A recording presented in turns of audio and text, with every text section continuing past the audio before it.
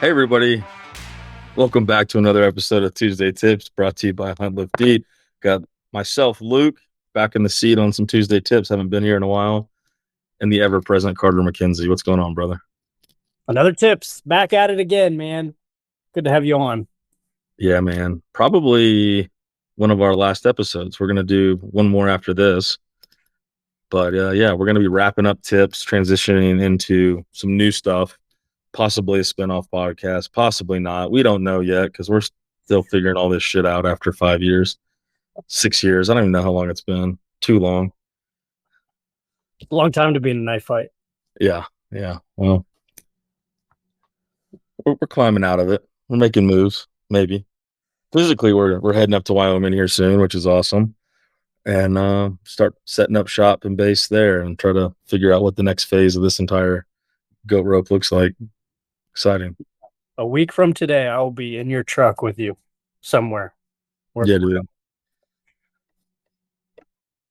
Killing elk and maybe some muleys in Wyoming. It's gonna be fun. And I'll be taking the first load of shit from Colorado to a storage unit near, hopefully, is my new house if we can get this deal negotiated out. Cool, man. Now that we're kind of in the fourth quarter for our trip coming up, and a lot of people's seasons are kicking off. Shout out to Gabe Martinez. He's already got a nice buck down this morning. We wanted to talk a little bit about contingency planning. Yeah, yeah. So this is something that I'm very passionate about. My previous life and in my career in the military is obviously something that was in the forefront of my mind all the time whenever we planned anything. And it's something that I think really applies to hunting, especially when you're going out into the backcountry in more austere conditions. And I think people kind of fall into one of two camps. They either overpack and over contingency plan, or they're taking the kitchen sink for every little eventuality, or they're not taking enough stuff. And we just ran a course for some clients that had never hunted before, and it was a pretty involved weekend of instructions and lessons. Carter actually taught a really cool piece on history and North American model, or the history of hunting in the North American model, and hunter ethics. And then I taught a couple courses myself, and we had several other instructors on site. But it wrapped up with a culminating event, essentially, where they ran through a hunting scenario. And there's a lot of takeaways from that, right? Because they were able to pack their kit. I laid out a bunch of gear for them, gave them the scenario, what they were doing. It was just a day hunt, which I think is something that a lot of folks can, relate to, just going out to hunt public land whitetails, right? You're going a mile, 2 miles in, even a half mile, or you're doing a day hunt out west where, you could be going a little bit deeper. You may be, looking possibly to stay over the night and spike, possibly not. And all this goes into what you guys need to be thinking about when you're hunting. And I have some things based on what I'm doing that are my constants, and then I just build off from there for my packing list. So I take the same thing no matter what hunt I'm doing always, and that's these are the essentials that I'll have on me, and then I just add, based on either the duration, the location, the time of year, all these other things. And this is a skill set that really matters. And it doesn't matter until it does, until you find yourself in one of these rough scenarios. And so that was I'll use, well, let me roll into, how we contingency plan. So the acronym that I've utilized for most of my life, because the military loves acronyms, is called PACE, P-A-C-E. And so P is your primary, your A is your alternate, C is contingency or contingent, and then E is your emergency. Now, what I will tell you is you don't need all four for everything, but you need a plan for all four, right? So it can be you're for shelter, right? I'm not going to have, if I'm going on a day hunt, I'm not going to bring four different things that I can use for shelter. But my primary is probably what I'm wearing. Then I go straight to I kind of skip alternate, which would, but you can consider that to be maybe some rain layers or an extra warm layer, even if you don't think it's going to be cool, because, when you're in the high country, when you're in certain areas, it can end up being colder than you expect it to be based on the time of year it is. But you always want to stay, warm and dry. That's like the most important thing. When I ask questions to folks and I'm like, what's the most important thing you need for survival? They always go to water, and it's actually your shelter, whether that's the clothing and the kit that you're wearing or what you have for a tarp, a tent, whatever, because it's kind of the rule of threes. So you can survive 3 hours in exposure, then it's 3 days without water, 3 weeks without food, running off your fat stores. And so the shelter is actually the most important piece of this. How are you protecting yourself from exposure? And it can be 60 degrees, 70 degrees outside. And if you're sopping wet, you can still go hypothermic if you're exposed to those conditions for a long period of time. A lot of people don't realize that. So, like, building out your contingencies on what that is. And so, like, for shelter, what I really like to do is make sure that I have a good kit. I don't want to overpack. I'm not going to bring a full puffy suit if I'm doing an early season hunt, unless I'm going to be in an area that is, super high elevation where it's going to be cold, hunting above timberline, anything like that, with the mornings especially. So I'm taking into factors what can I see historically, uh, by looking at like weather reports over and averages over the last several years. What's the worst case scenario, and then I backwards plan from there. So I'm always going to have my some sort of a base layer, mid layer, and then an outer shell, and then I just expand that or retract it based on whatever I'm doing. The other thing that I always take with me is a really lightweight tarp. And there's multi reasons for this, but one of the big ones is if you do find yourself in a weird, like I was scouting for elk several years back, and we were up probably around 9, 10,000 feet, a buddy and I. It was in August, and it was hot. It was like in the 80s. Like, we're in t-shirts, we're sweating, climbing up the mountain, and we got this weird storm front that rolled in where it was just pissing rain, it was hailing, and the temperature probably dropped 20, 25 degrees. And my buddy was less experienced with some of this backcountry stuff than I was, and he didn't have anything other than what he was wearing. Well, I had my tarp, and so I threw the tarp up off a tree, made a quick makeshift shelter, and we just hung out, waited the storm out, made a hot cup of coffee, and just sat there and enjoyed a hail and rainstorm, on the mountain, which was kind of cool. But afterwards, he was like, "Man, this was awesome," because, like, if I hadn't seen this and I had been by myself, I would have just left. I would have just walked off the mountain and gone back to the truck. And so, like, in that scenario, it wasn't necessarily a survival situation. It could be, right, if something went really wrong. But what it is it keeps you on the mountain longer when you have some of these contingencies. And so, and then the other benefit of a tarp is if I'm hunting an area and I've got the flexibility in my timeline and I have my kit packed correctly, then I know that I might be kind of cold and miserable. But if I was, say I'm elk hunting or mule deer hunting, and I find a really good animal that towards the end of the hunt that evening, I can just throw up the tarp. I know I'll survive, and I can camp right there. And so I have the option to spike camp if the juice is worth the squeeze. Now, some people won't do that, and that's fine, but that's something that I like to have that option. And so, like, tarps are something that I just highly recommend, even if you don't plan to sleep out overnight. The technology for like Silent tarps and some of the other materials they're making out of them, they weigh nothing and they pack super tight. And so I always want to have that. And so, like, I'm not running through, when I'm looking at my pace isn't necessarily tarp, tent, sleeping pad, all these different things. It's like, what am I doing to, like, look at what the analysis of what the risk is, the analysis of what the most likely scenario is, what's the worst case. Worst case from that, my emergencies, I just walk off the mountain, right? I wait out, find a lull in the storm, then I get out of there. So, like, not packing your kit across the board. And guys that come out of the military, we're ingrained to have pace into every single thing, and you don't have to do that. You just have to have a plan for what are you doing based on what that looks like. I kind of rambled there. Does that make sense, Carter? Makes a lot of sense. And I think it's important that you reiterated you don't have to have 4 of everything. I feel like it's really easy to get carried away with like medical stuff, medical gear in your pack, and that can become, you need to, I don't know, you don't need to be able to deal with every single catastrophic possibility in the backcountry. You need to be able to stop the bleed and stabilize somebody, and then part of your pace plan can be, your in reach or whatever your plan is to get that person off the mountain or get them help. Packs, as someone who has been an overpacker a couple times, you don't have to have 4 of everything. I Yeah. do 'cause I lose everything, but normal people don't. Oh, that's a great point. It kind of rolls me into like the next piece. So then if it, if we're looking at our emergency kit, I don't bring like a full first aid kit if I'm hunting off my back, right? Like I don't probably need what I have in like, what I would have in a military IFAC because my risk isn't getting shot or blown up, right? It's slips, trips, falls, some sort of trauma, um, head bump,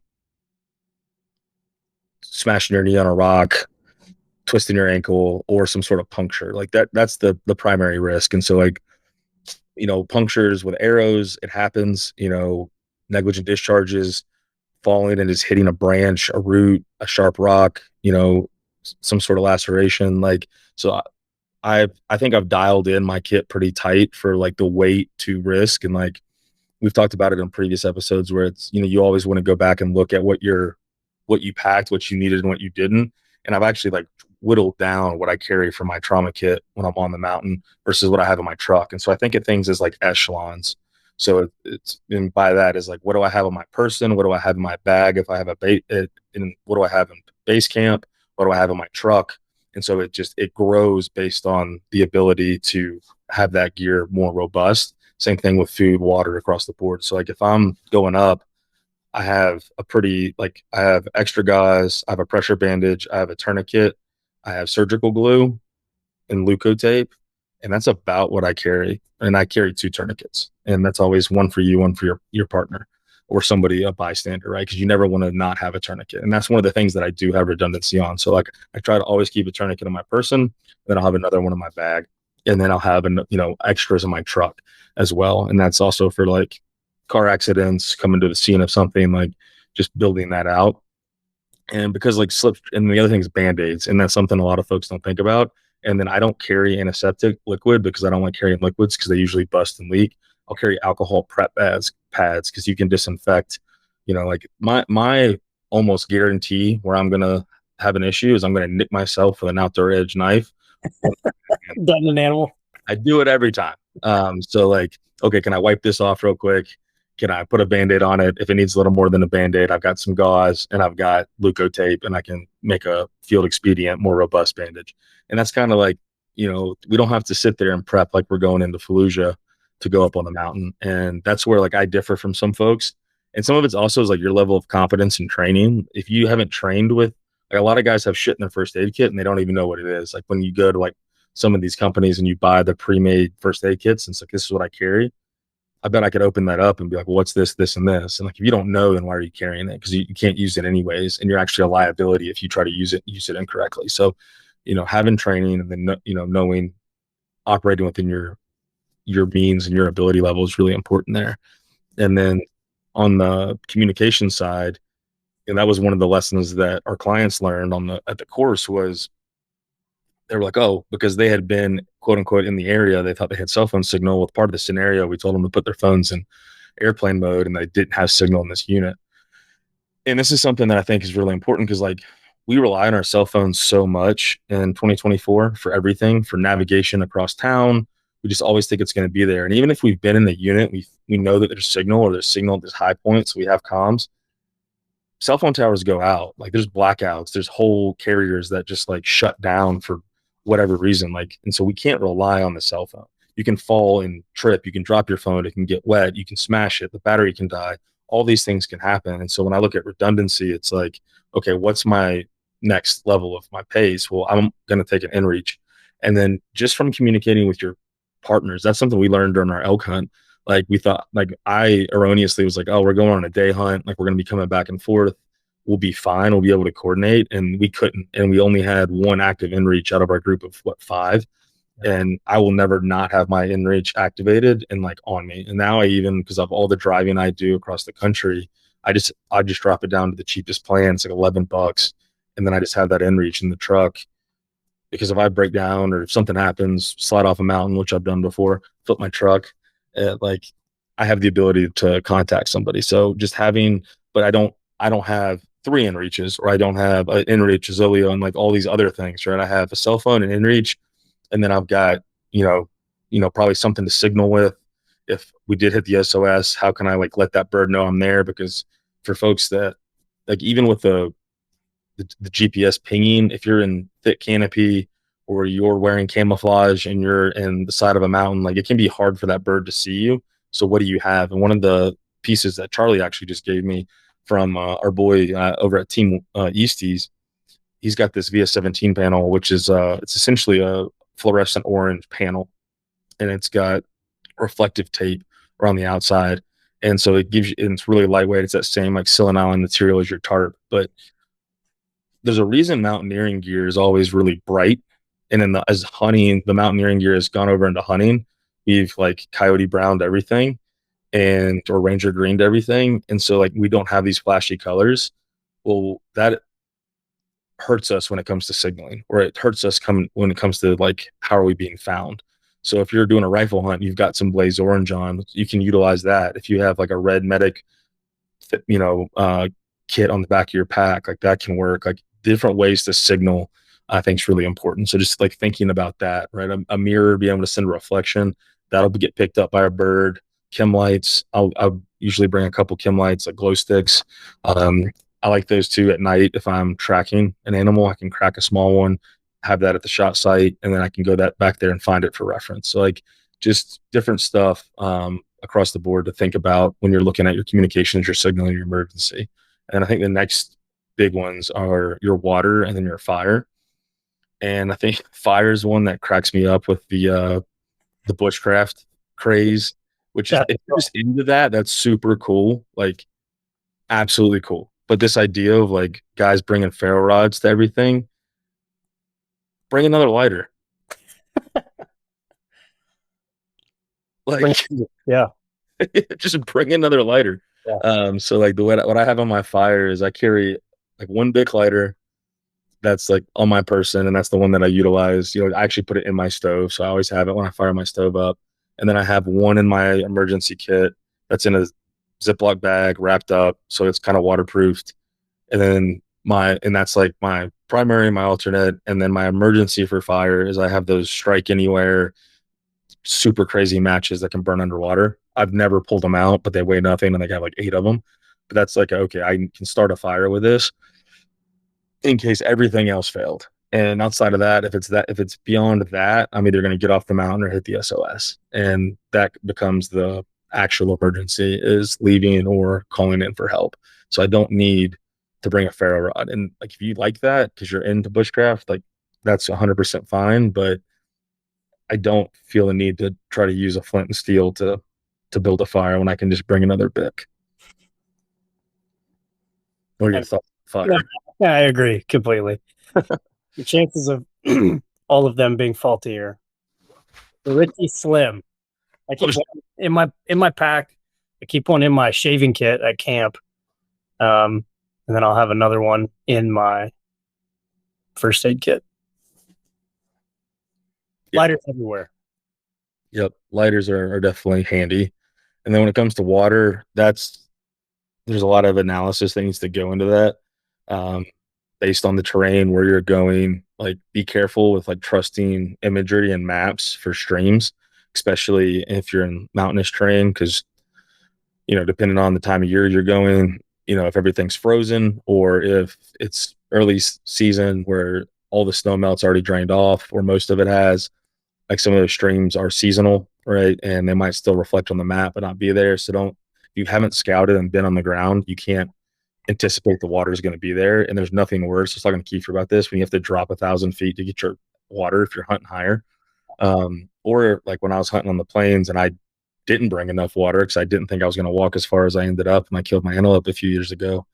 Like I was not in the position that I was like super concerned, but I was thirsty enough that if the cattle trough had been closer to me than my truck, and it was a like a fraction of a mile, was like less than 0.1 miles difference, I would have gone to the You would have cattle. thought about it. I would have. I 100% was that thirsty. I would have just drank straight out of it and dealt with whatever bug I had later. I was very, very thirsty, and that level of thirst sucks. So being smart with your water, having a plan. I don't over carry water usually. One thing that's like I always take now is a SteriPen for that situation, is like if I get into a bind, at least I can find it and refill. And then I'll have My stereo pin is always my primary. That's what I like. It's the fastest. I can do a lot of water with it very quickly.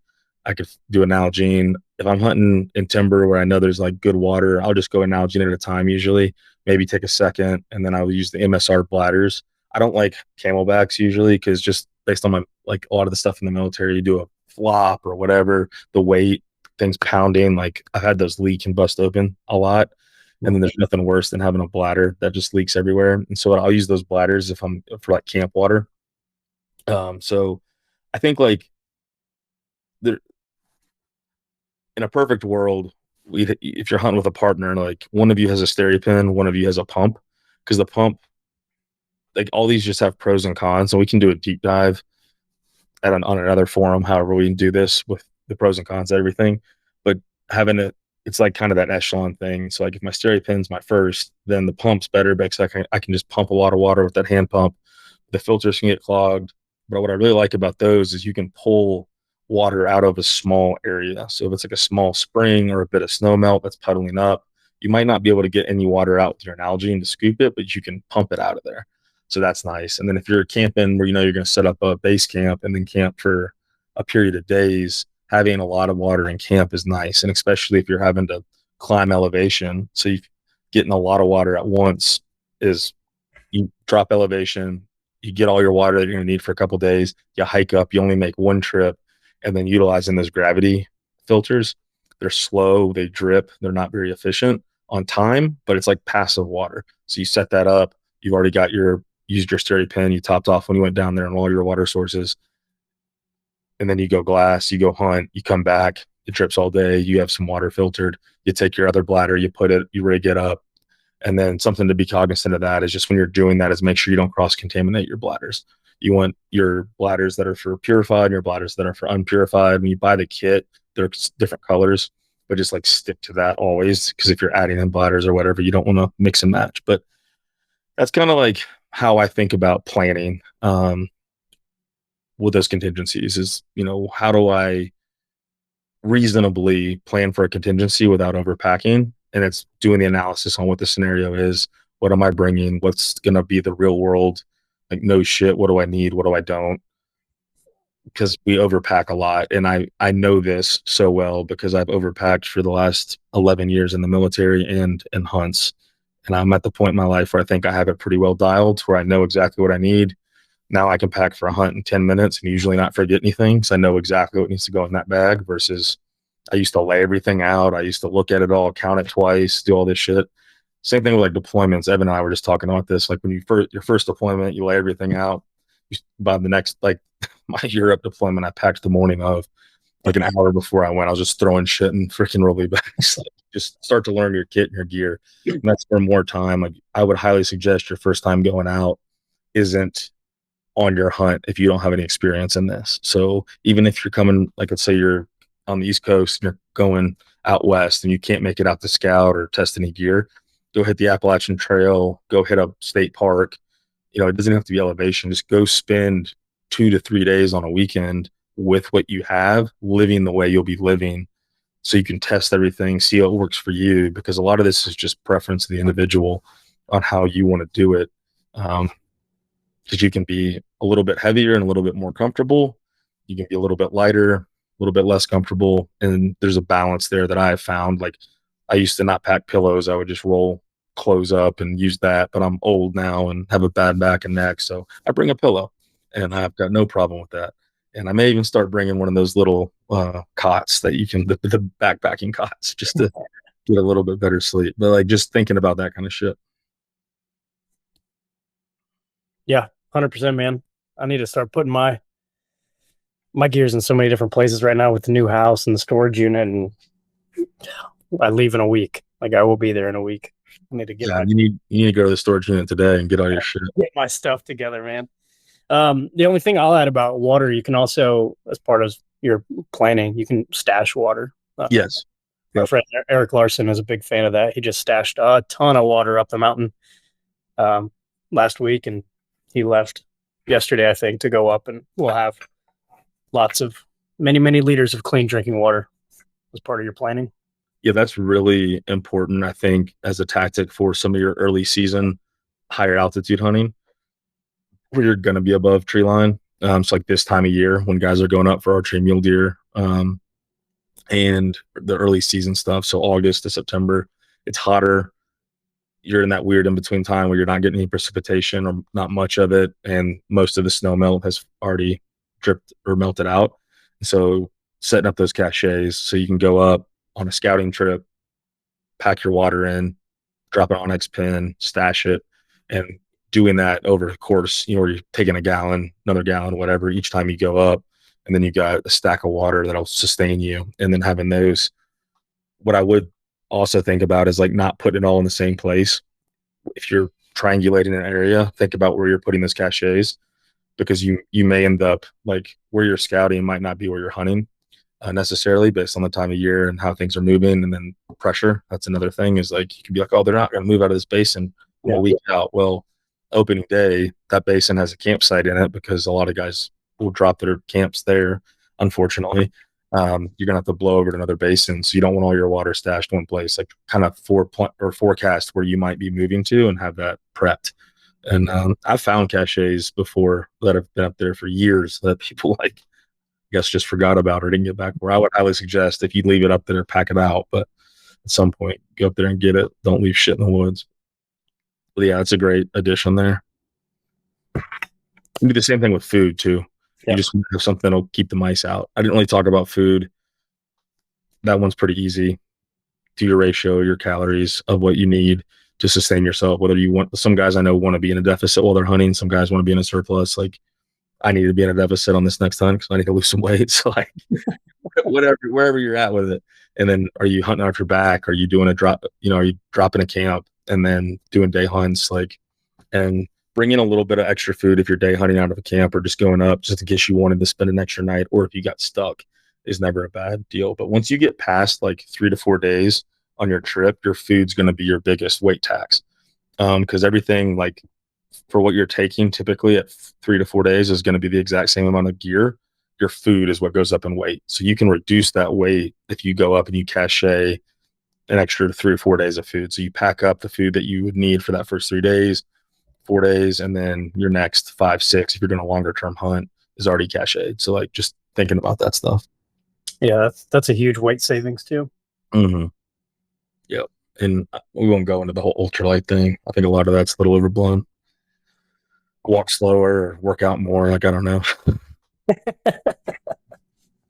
There's a lot of guys like they'll take the meals out of the peaks. Cut the handles off of their toothbrushes. Yeah, which ounces do equal pounds, so there is something to that of reducing weight where you can.